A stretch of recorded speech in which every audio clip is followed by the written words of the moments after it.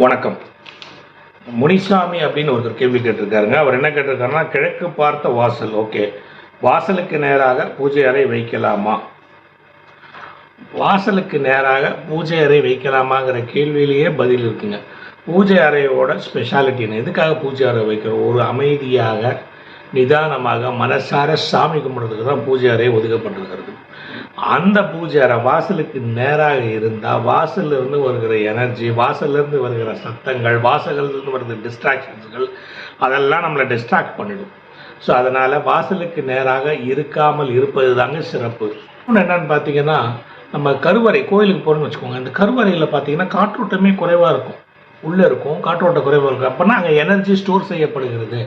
இப்போ வாசலுக்கு நேராக இருந்தால் காற்றோட்டம் அதிகமாக இருக்கும், இந்த எனர்ஜி ஸ்டோர் செய்ய முடியாது. அதனால் அதிக எனர்ஜி உள்ளே வந்துடும், அதனால் டிஸ்டர்பன்ஸ் ஏற்படுங்க. அதுக்கு ஒரு காரணமாக தான் வாசலுக்கு நேராக பூஜை அறை வைக்கக்கூடாது. பூஜை அறை சுத்தமாக தனிமையான ஒரு இடத்தில் இருந்தால் தான் நம்மளால் மனசார ப்ரேயர் பண்ண முடியும். நீங்கள் ஒரு வேண்டுதல் வைக்கிறீங்களோ, ஒரு பக்தியாக நீங்கள் ஒரு பூஜை செய்கிறீங்களோன்னும் போது அந்த உங்களுக்கும் இறைவனுக்கும் மட்டும்தான் தொடர்பு இருக்கணும். அந்த நேரத்தில் ஒரு பால்காரன் வந்து பெல் அடிக்கிறா, யாரோ ஒருத்தர் ரோட்டில் கத்திக்கிட்டு போகிறான்னா இதெல்லாம் பெரிய டிஸ்டர்பன்ஸ் எனர்ஜியாக இருக்கும். அதனால தான் வாசப்படிக்கு நேராக இல்லாமல் இருப்பது தாங்க சிறப்பு. வைக்கலாம், மேற்கு பகுதியில் வைத்து கிழக்கு நோக்கி இருக்கிற மாதிரி இருக்கலாம்.